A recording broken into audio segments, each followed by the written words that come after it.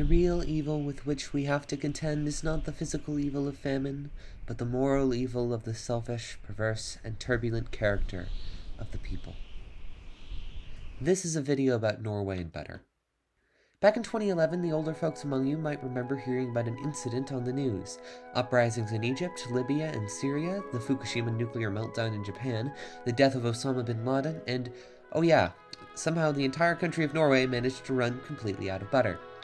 Now, in case you didn't know, butter is an extremely important part of the Norwegian diet, particularly around Christmas time.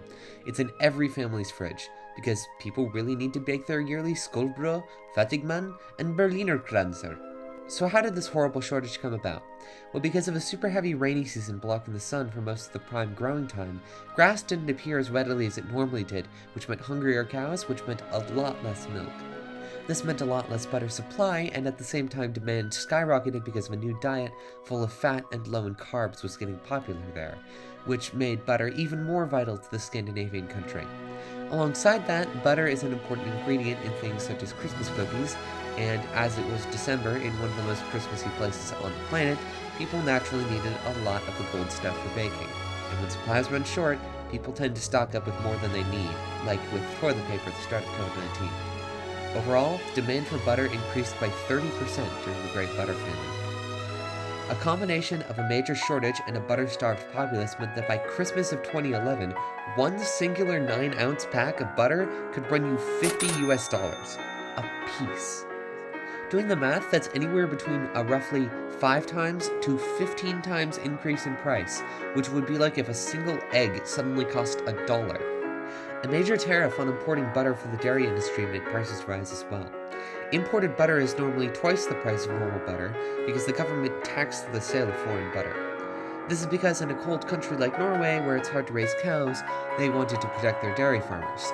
90% of the butter on sale in Norway was made domestically, and since the domestic butter was currently a hot, or rather cold, mess, it meant that prices soared even more. Norway did decide to cut this tariff from about $4 to about 2/3 of a US dollar, but the damage was done, and Danish butter companies didn't really want to set up an expensive dairy infrastructure in a nation that would just put the tariff back up in a month or two. And then there's Tine, the prime Norwegian butter company. This company produced 90% of Norwegian butter and continued to export butter to other countries, despite knowing the shortage was coming. It was met with major media backlash as a result, since it was funneling its supply out of the nation. Butter soaring price also saw the rise of a new crime, black market butter. Because when prices are high, you can get rich off of smuggling anything. One Russian man was caught trying to smuggle 90 kilos of butter into Norway through the Swedish border. 90 kilos! Considering the weight of butter, he was trying to sneak in over 800 sticks. Some Swedish butter hustlers smuggled a solid 250 kilos, or about 2.27 thousand sticks of butter, in from the neighboring country to sell for $42 a packet. That's the weight of a fucking horse in just butter. That's a bit over 9 cubic feet of just butter. And that's just when the police found them. They had sold some of it before that, which means they likely had a fair bit more before they got caught. Just bless this country for being such an absolute joy.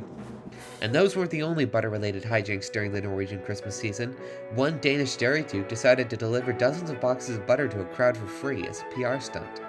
He handed out 2,000 sticks in total.